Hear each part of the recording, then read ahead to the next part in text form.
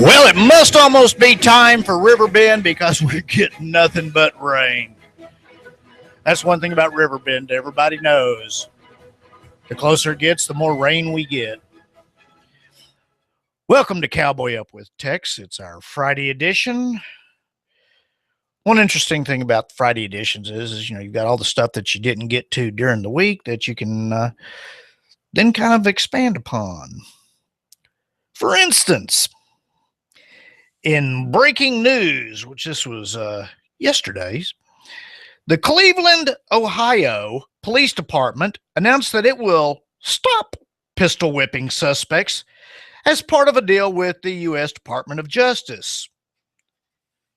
They will stop pistol whipping people. Wow. The deal, known as a consent decree, says that officers will stop hitting suspects anywhere on their heads or faces from now on. They also promise to document any time a weapon is unholstered. And that is one problem right there that a lot of police officers have a problem with, is as an intimidation factor, they want to immediately start drawing their guns, even when there's absolutely no reason to do it. Now, there are times that a police officer needs his gun. That's why they have them. But at the same time, trying to frighten people, trying to intimidate people. And then the cops wonder why people don't like them. Well, anyway, the DOJ found during the course of their 21-month-long investigation, so this predates Ferguson and Baltimore and some of those other cases, that the Cleveland police commonly would pistol whip and otherwise bash suspects on the heads with their firearms. In fact, there had actually been accidental discharges resulting from these pistol whipping incidences. Well, Tuesday's announcement came after 5 months of negotiations between the Department of Justice and the Cleveland police. As far, now that's something. How do you negotiate not whooping up on somebody? Well, can we whoop up at just the left side of their head? Or maybe from the nose down. I mean, how do you negotiate pistol whipping somebody? I would really be interested in hearing that one. Anyway, the new consent decree says the policy will expressly provide that using a firearm as an impact weapon is never an authorized tactic. Officers will be trained that the use of a firearm as an impact weapon could result in death to suspects, bystanders, and themselves. Part of the decree mandates that the officers cannot draw their weapons unless they believe lethal force is necessary. They cannot draw a weapon just to intimidate a suspect.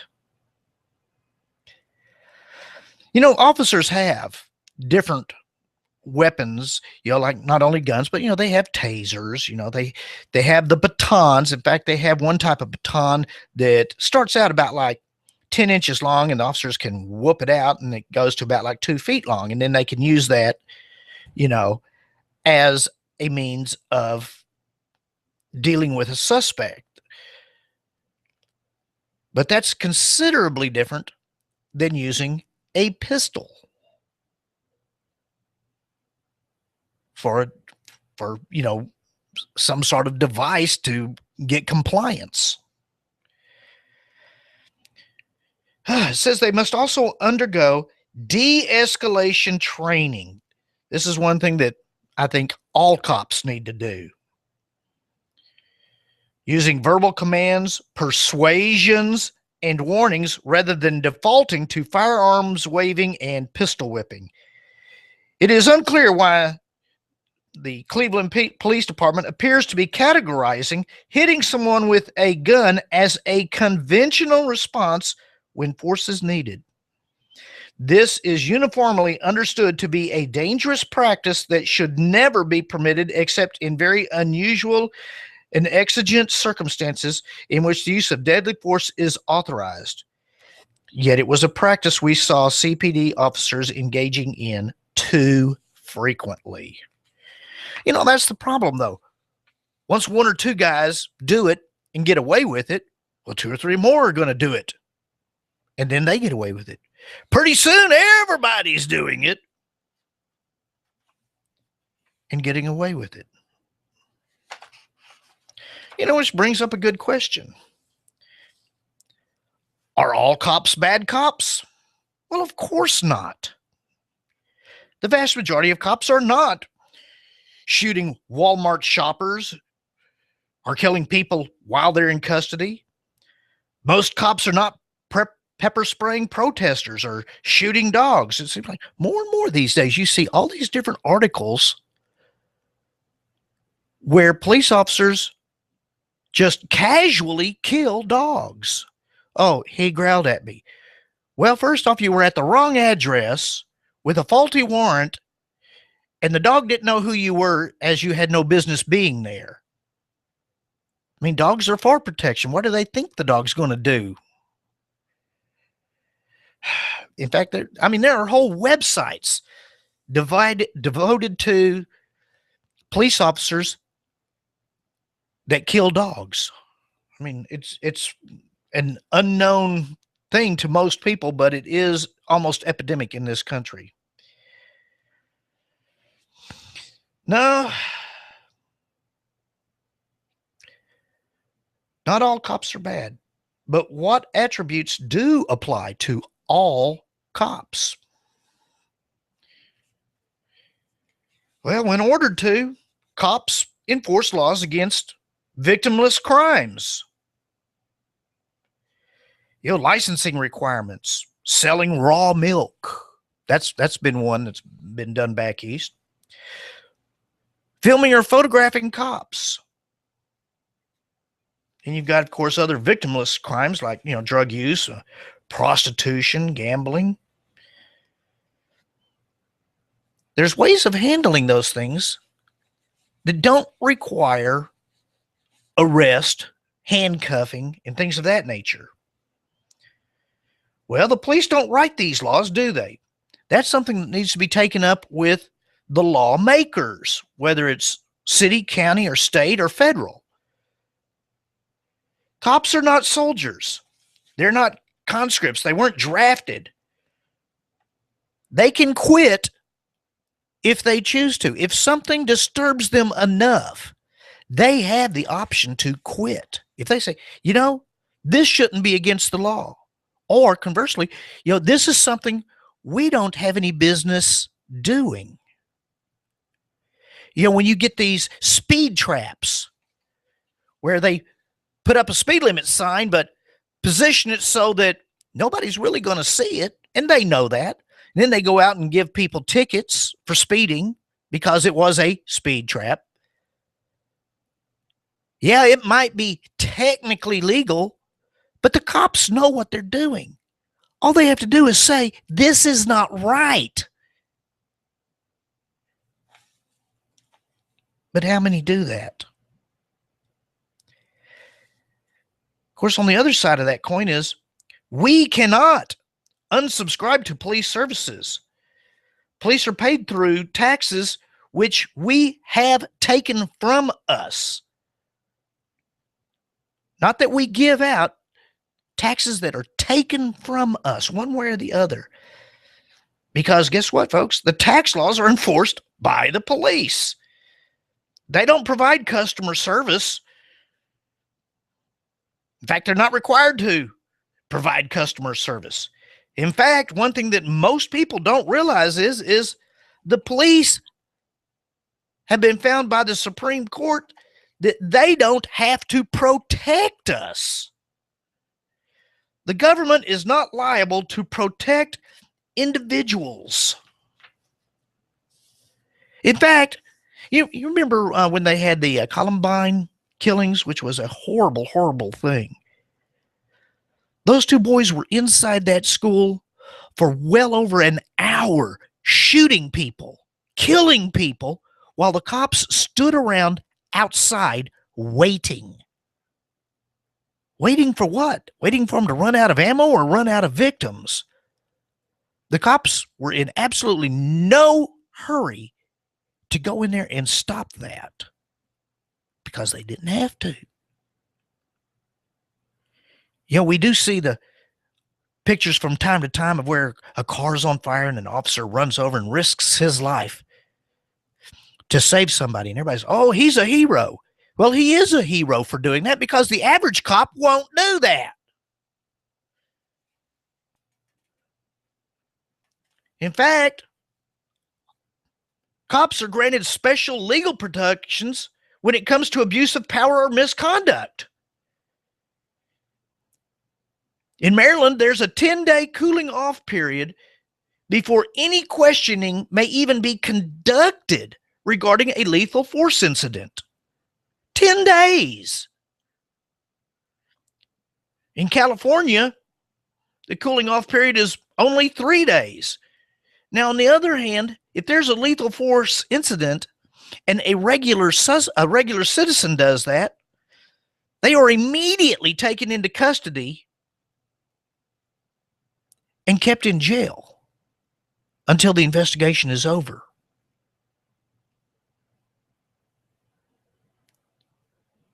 Do shiny badges grant extra powers, extra rights? It does kind of seem like it at times. You know, in grand jury proceedings that are attempting to indict officers for misconduct, the prosecutor is the only official who may put forth evidence. Now think about that. The prosecutor knows these officers because they usually have personal relationships with the officer under indictment because they both work in law enforcement together because they're usually from the same jurisdiction. Talk about conflict of interest. Does that prosecutor really want to throw his friend in jail?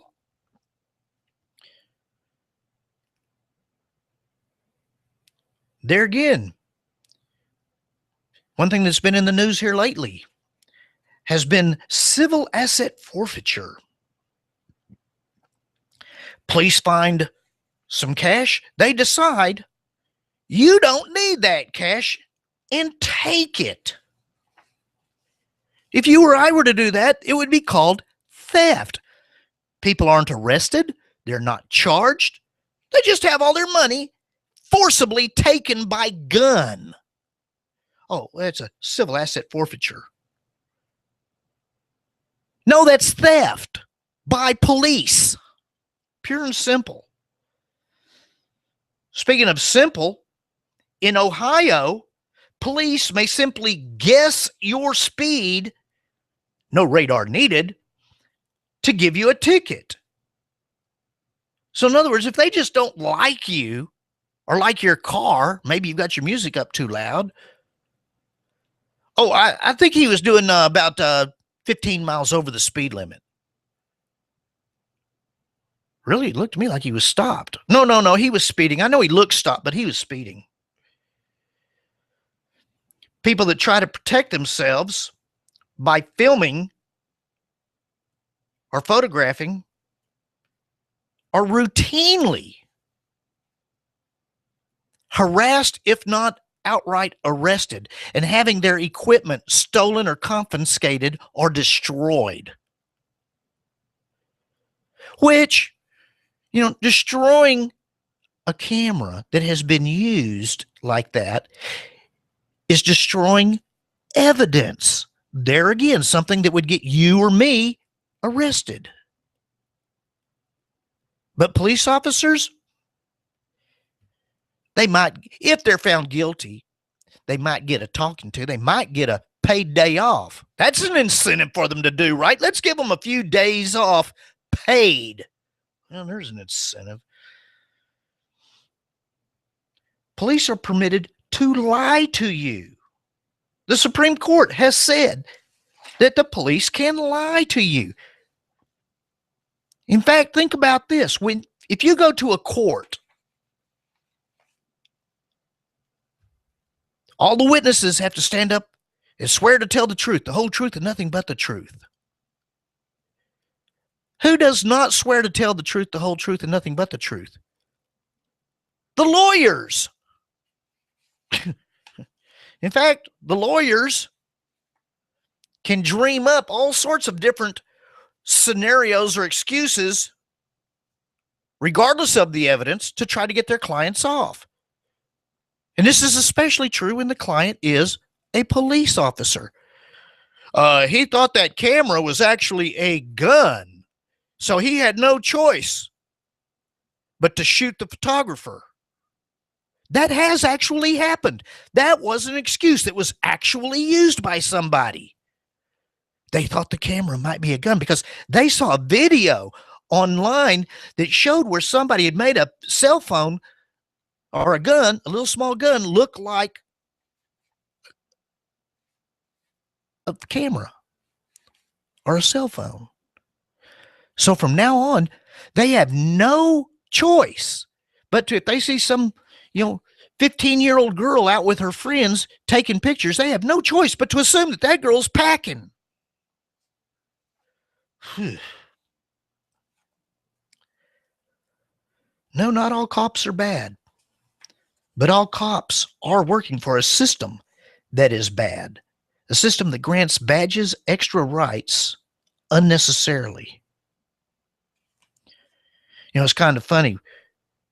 On the one hand, we see where when the police do a slowdown in Baltimore because of all of the stuff going on there, crime has spiked. And everybody's like, oh, yeah, see, that's what happens when you don't have cops. On the other hand, the New York Police Department went on strike earlier, late last year. Arrests dropped 56% and tickets dropped by 92%.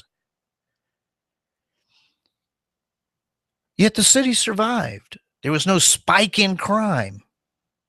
Everybody lived.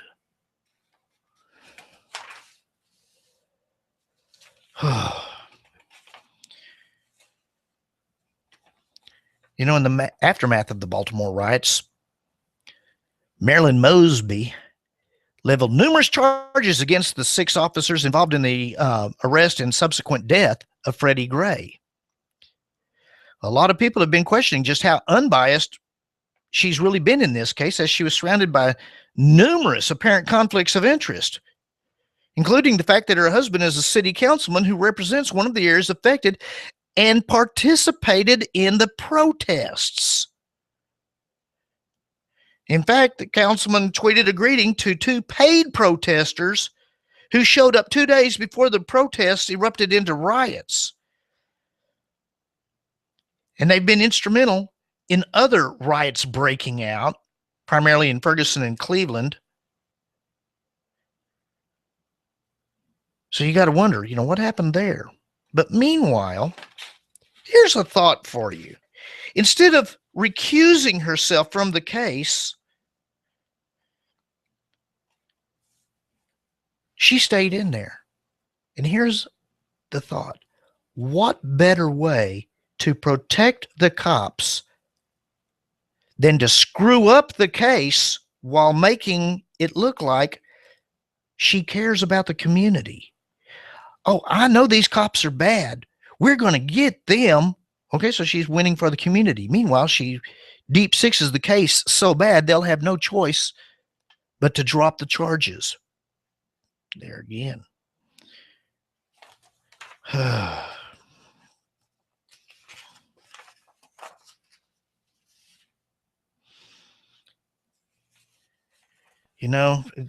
It's sad. It is truly sad when you can't trust the police because of a few bad individuals.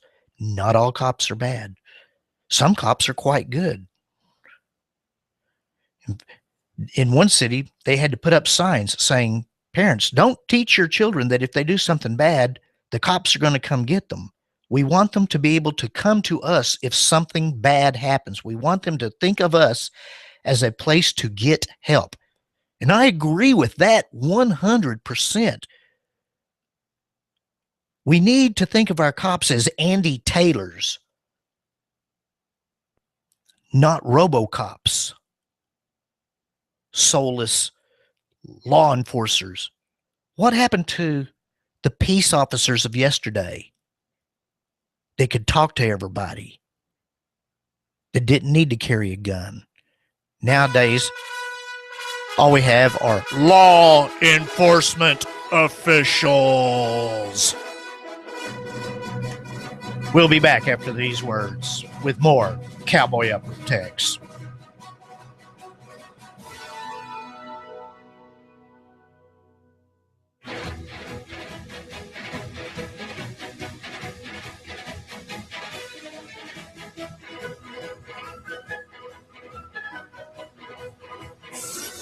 You give us 12 minutes and 40 seconds, we'll give you Chattanooga and the world. News Talk 1240. Right now, you can save half off at hotnewstalkradio.com. Go to hotnewstalkradio.com and click half off for exceptional deals on new and pre-owned unique quality items. For Hamilton County residents only. Save half off at Jet's Pizza, golf clubs, coffee, tea, a real sword, jewelry, and much more. It's half off. Go to half off at hotnewstalkradio.com right now, then click on half off to save big. Be sure to join us live Wednesday, Thursdays, and Fridays at 11 a.m. as we bring you lots of fantastic deals right here, AM 1240 Hot News Talk Radio. hotnewstalkradio.com and half off. Don't worry, just relax, you need a car. Come to Autolux. My wife and I keep the cost down. We sell a quality vehicle at a great price. Our overhead is low. I have no employees, so I can keep my costs down. In turn, the consumer gets a better price. Everything that I sell is emission ready. We really try to go the extra mile for our customer. I don't have to pay an employee commission. I don't have to pay somebody to come out here and wash my cars. You know, I do it all from buying to selling from A to Z. I don't have the overhead where I have to raise the price on my vehicle to cover costs. Here at Automax, you're going to guarantee that you get credit. As long as you're making those payments, you're going to build on your credit. Unlike the buy here, pay here's where they don't report to credit bureaus, we report to all three credit bureaus. The subprime lenders that we deal with, you don't have to have any credit, or you can have bad credit. You can even have a bankruptcy, a repossession. Don't worry, just relax, you need a car. Come to Autolux. Surgery does not have to be financially painful. Hi, I'm Surgical Dr. David Red, and I'd like to invite you to my walk-in surgery clinic in North Shore. Quick Surge brings you immediate relief from moles, skin tags, maybe a laceration. Quick Surge. You walk in, fill out a mini form, I numb the area I'll treat, and before you know it, you're on your way home. Do I take insurance? No, because I take cash customers. I have super low and fixed prices. Credit card, check, or cash. Uninsured? Member of the working financially disadvantaged? Choose Quick Surge. I publish prices online. No murk, just sunshine. Hassle-free, pain-free. Love the idea of a personal relationship with a doctor? Drop in with a nasty cut from work. Quick Surge. I'll take care of you. Quick Surge in the Public Center on the North Shore. No insurance hassles with Quick Surge. The national medical system is dysfunctional, overpriced, very alienating. I'm part of the solution, and so are you. Come on home. Quicksurge.com. QUIKSURG. Relief. When my brother and I opened the first Jet's Pizza, we believed if we made the best pizza, customers would find us. So we made fresh dough each day, used fresh toppings, and premium mozzarella cheese. 300 plus stores later, we still do. Try Jet's famous 8-corner pizza with premium mozzarella cheese and one topping, now just $11.99 for a limited time only. Jet's Pizza, the best pizza in town. 3600 Hickson Pike. Life is short. Eat better pizza. Let's get Jets. You give us 12 minutes and 40 seconds, we'll give you Chattanooga and the world. News Talk 1240.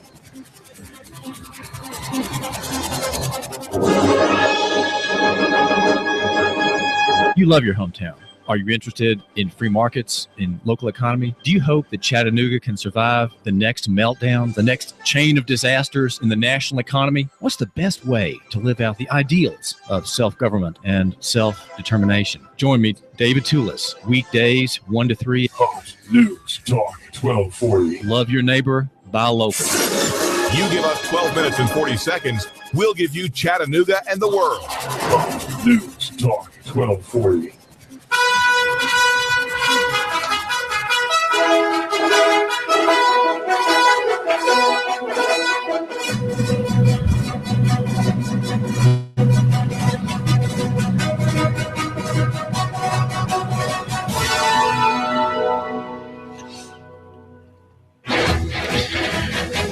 Welcome back to Cowboy Up with Tex. You know, it's 82 degrees outside at 6:31 here at 1240. That's AM 1240 Hot News Talk Radio. You know, you can get Hot News Talk Radio at just a bunch of different ways. Of course, right here on the radio. But at the same time, if you're inside, you can actually get us on the computer. You can go to hotnewstalkradio.com. Or if you're out and about, maybe not too close by and can't get our signal, you can also download the TuneIn Radio app on a smartphone and just search for Hot News Talk Radio. In fact, we're even on Twitter. Just go to TuneIn or to Twitter and search for Hot News Talk Radio, where you can find a lot of different things, not just our shows like Cowboy Up with Tex, but you can also find things like Half Off Now, where you can get great deals. They can save you money. So, well, unfortunately, not everybody gets to save money.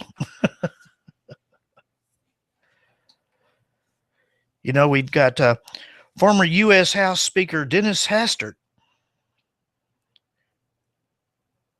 was just charged because he was being blackmailed and he used his own money to pay the blackmailer. Oh, wait a minute. When is paying blackmail a crime? The blackmailer, yeah, sure. You know, that's. But Dennis Hastert, who was once third in line for the U.S. presidency, was indicted by a federal grand jury on one count of evading bank regulations because he had withdrawn tens of thousands of dollars at a time to make the payments to the blackmailer. You know, most people know that there's actually a law on the books that says that you have to fill out certain paperwork to withdraw over $10,000 of your own money out of a bank. On the other hand, if you just don't put the money in the bank in the first place and you just drive around with the money in your pocket and the cops see you and they pull you over and they, why do you have all this money? Well, because I don't trust banks. Then they just take the money at the point of a gun, call it civil asset forfeiture. And even at that, if you have a series of transactions of where you don't even take out $10,000, but maybe $7,000, $8,000, maybe $9,000, if you do that several times, the government will still come take your money. So talk about damned if you do and damned if you don't. If you've got money, the government wants it. That's the sad thing about America today. If you've got money, one way or the other, the government's going to figure out how to try to get it. They had one guy owned a little store, was kind of out in the country where most people operate by cash. Well, one thing a lot of people don't know is that when you use a credit card or even a debit card on those little electronic swipe machines, every time somebody uses their card on one of those machines, the store has to pay the company a fee. That's why a lot of times you'll see, like credit card transactions must be at least $10. Well, that's because, if they don't charge a fee, if they don't make enough money, the fee will be more than their profit on the item might be.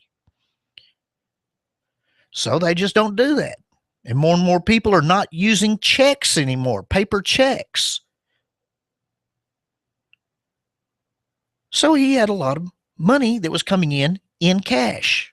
He went down every week, made a deposit. One day, he's trying to make a payment. There's no money in his account. $180,000 of this law-abiding citizen's money was gone. with no explanation from the federal government. Well, it did get on the internet, social media. Senators were called and brought into it. A lot of people had to jump up and down. Well, the government finally last week gave the poor man back his $180,000, which was about to put him out of business because that was his entire cash. That was his business. That was his money for retirement. He hadn't been taking out $10,000 at a whack. He was just doing normal business. Well, now, technically, there is a law that says that when the government admits wrongdoing like that, they're supposed to pay costs. You know, if you have to hire a lawyer to get your money back from the government's supposed to give you money for the cost of getting your money back. But usually people are just so glad to get any of their money back, because usually what they'll do is they'll say, okay, we got $180,000 of your money, even though you did nothing wrong. We'll give you 60 of it back. Well, how about 120? No, we'll round it off to $100,000. Okay, you know, they're just so happy to get anything back, they'll settle for less. Well, this guy did not do that. He wanted the whole shebang.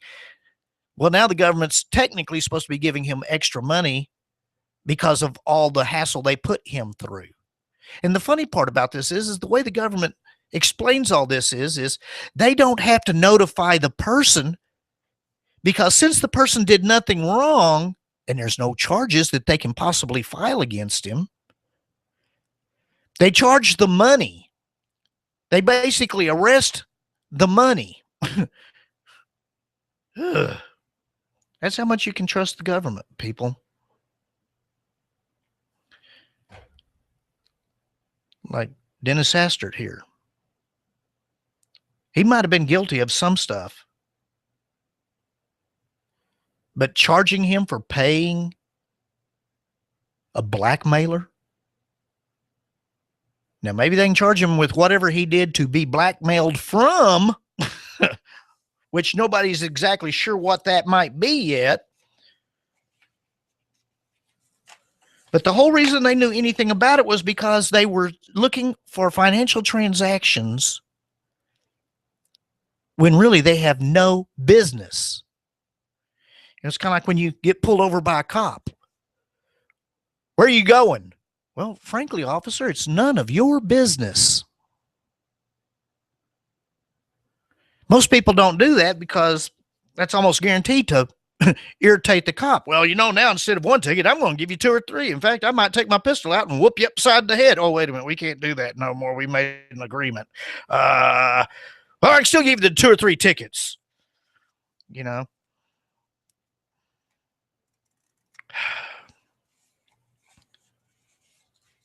One thing that a lot of people don't think about is that a lot of this stuff that gets done is only done because they get away with it. Everybody's too scared to stand up. You know, who's going to be the one to stand up and say, I will not do that? Because that's, you know, the first one that does it, you know, usually does not come out real good. But there's ways that it can be done where you don't get in trouble. Let's think about this a second. Like I said earlier, you know, they have speed traps around town. They have signal lights that all of a sudden, you know, the yellow light that used to be like 5 seconds long is now 3 seconds long. And then you get pulled over and given a ticket for running a red light. Well, wait a minute, that light sure did seem short. We wouldn't know about that. We just enforce the law. Well, the thing of it is, if only 10% of all drivers that got tickets followed these instructions, the entire system would crash and become unworkable, because the government would have to stop issuing tickets and fines for every type of traffic offense. Seriously, if the system was to be clogged up with everybody contesting the ticket, What are they going to do? They're going to retroactively hire 100 new judges? Because remember, folks, we are supposed to be innocent until proven guilty. But what they hope is they hope you'll just say, oh, I don't feel like going down sitting at the courthouse all day. I'm just going to send in my fine. See, that's where they do it, is they try to figure out just how big a fine they can charge you with, but still be low enough that you'll go ahead and pay it. You might grumble, but you'll go ahead and pay it without making them earn it.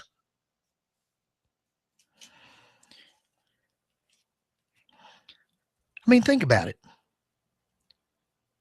These are some simple, basic legal steps to follow.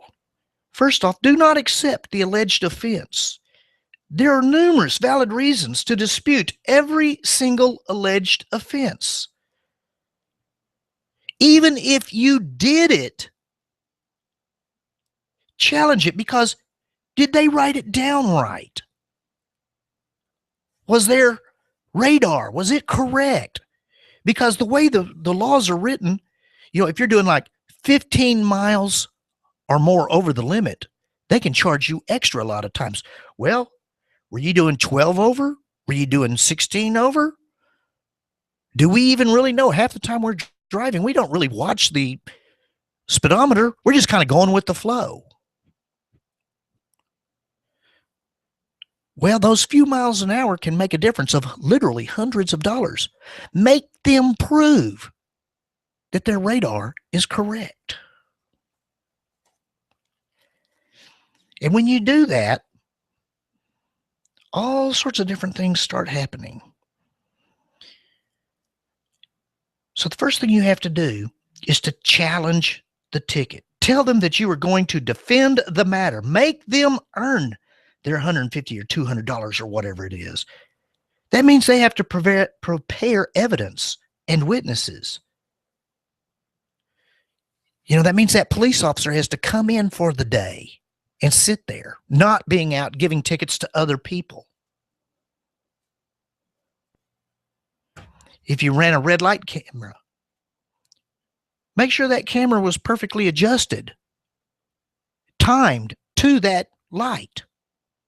If it's off by just a second or two, it could show you running a red light that wasn't completely red. Make them prove it. If a court date is even set and it does not suit you, don't accept it. Ask for a delay to a time and place that does suit you.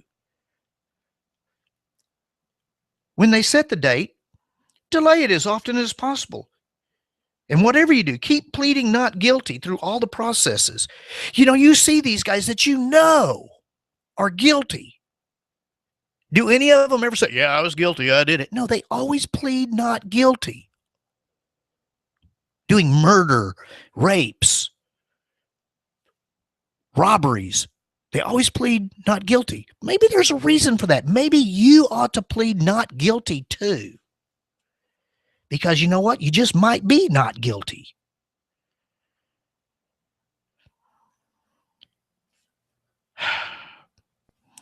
Delay it as often as you can. Meanwhile, the cost involved by the court system keeps going up because they have to do out paperwork to notify everybody that you're not coming in that day, that you're coming in a different day. They're going to get $100 from you. Make them earn it. If they spend the entire $100 prosecuting you, even if they get it, they haven't made anything. Where was the incentive for them to keep doing it after that? That's the whole point right there. Because the court system would be placed under such a massive load by people who wanted their day in court that they simply will not be able to cope unless they open up more courts. And that's going to cost the government more money, especially more than any revenue that's raised. And just remember, even when you go to court, and you'll probably get convicted the first time, because judges, local judges, always agree with the officer despite the evidence. Despite the evidence. You could have it on film showing you going through a yellow light, but the officer said it was a red light, so I'm going to agree with the officer. Anytime that happens, you have a right to appeal. If you're in a city court, appeal it to county. Make sure you appeal the county. Because what ends up happening is that city officer now has to go to the county trial. And chances are he's not going to show up because the city's not going to pay him to go to the county courthouse. They pay for him to go to the city courthouse because they clump all of his tickets for one day. If you've ever been to court, you'll see one or two officers just sitting up there twiddling their thumbs just in case they get called. And of course, if they get through fast enough because nobody's contesting it, then the cops get up and they leave. They can go back to work or they can go on their day off or whatever. But if everybody in there contested it, and those officers had to testify at each and every one of those trials, well, now what might have been a 4 or 5 hour day might be a 7, 8 hour day, maybe even a 10-hour day because they're having to do all of the cases. You think that officer's going to be that anxious to get out and write a whole bunch more tickets where he might be sitting there for hours on end? It's going to take away his incentive. Plus, when you do an appeal, usually what they do is they actually make you pay the fine as security so that you show up. Well, now, if the officer does not show up at the county, they have to throw the case out. They have to, by law. They give you your money back. But even if you're found guilty, again, they can't charge you any more than what you've already paid. So you just go home because you've already paid the fine. There again, what incentive do they have? So, like they say, you don't have to be a rocket scientist to see what happens. They're not going to spend thousands of dollars chasing hundreds of dollars. And if everybody we know challenged their alleged offenses, within just a few weeks, the system would start falling in on itself. Because like I said, we are innocent until proven guilty. That's what this country was founded upon. We are innocent until proven guilty. And the evidence used against you could very easily be wrong. You can be mischarged, upcharged. The machinery can be wrong. You have every right to challenge any alleged offense. This is why courts exist. So use them. And one other thing. Anytime you're having an interaction with a police officer that you did not instigate, record it. Like I said earlier, not all cops are bad. But why does it seem like the one that you're dealing with just might be? For your own protection, record any interaction you have with a police officer that you do not instigate. And finally, one other thing to keep in mind is this. You have the right to not talk to a police officer. He can ask you questions all day long. You don't have to answer him. It comes up to your car, license and registration. Okay, here they are. Where are you going? None of your business. I refuse to answer on the grounds that it might incriminate me. Because trust me, folks, once you start talking to them, they will keep asking you question after question after question after question trying to get you to trip yourself up so that they can have a reason to do something else. Do you mind if I look through your car? Yes, I mind. Why? None of your business. I don't have to answer your questions. They had a case where a lady and her son were going to another town to buy some equipment for her store. She had $18,000 on her. They got pulled over by a cop. So he's talking to them. Do you mind if I look through your car? Well, they weren't doing nothing wrong. Yeah, sure. You can search the car. We don't have any drugs or anything like that. Wait a minute. What's all this money? Well, we're going over here to pick up some equipment. Well, I think this might be drug money. I'm confiscating it. The civil asset forfeiture. How do you fight them on that? You get a lawyer. Lawyer's going to charge you most of the money just to get the money back. And they know that. But if they'd have simply said, nope, you want to look through my car? Get a warrant. I will not consent to a search. Why? None of your business. Meanwhile, you're on camera. Smile. You're on candid camera. You know, it's amazing how often when cops realize they're on camera, all of a sudden they're real nice. Why, thank you. You're such a good citizen. Here's your license back and have a nice day. You know, they make cameras specifically for cars now that fit up by your rearview mirror, that record front and back and have audio on them, just like a dash cam on a cop car. If recording is good enough for cops, it's good enough for us. The cops say they record for their own protection. So do we. I know that's an odd thought for a police officer to accept. Good officers understand that. Bad officers get all riled up and want to start having a hissy fit. All the more reason to record them.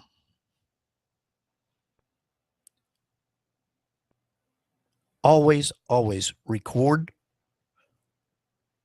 And always keep your mouth shut. Because what you think you're saying might not be what he thinks he's hearing. As sad as that is, like I said, the days of Andy Taylor are gone. And our best protection nowadays is not a police officer. Our best protection these days is ourselves, because we cannot count on the government to protect us. They even say so in the Supreme Court. Thank you for listening to Cowboy Up with Tex, and have a good weekend.